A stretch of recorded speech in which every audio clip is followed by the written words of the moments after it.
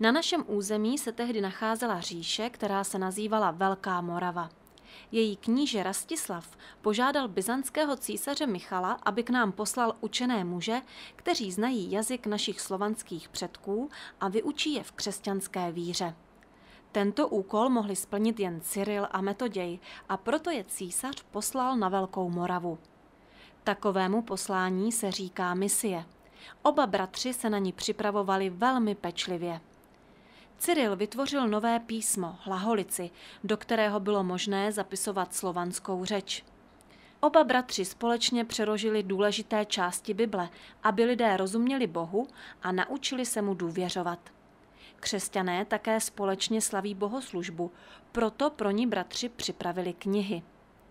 Čtvrtou písemnou památkou, kterou zanechal našim předkům biskup Metoděj, byl zákoník, podle kterého se soudily zločiny.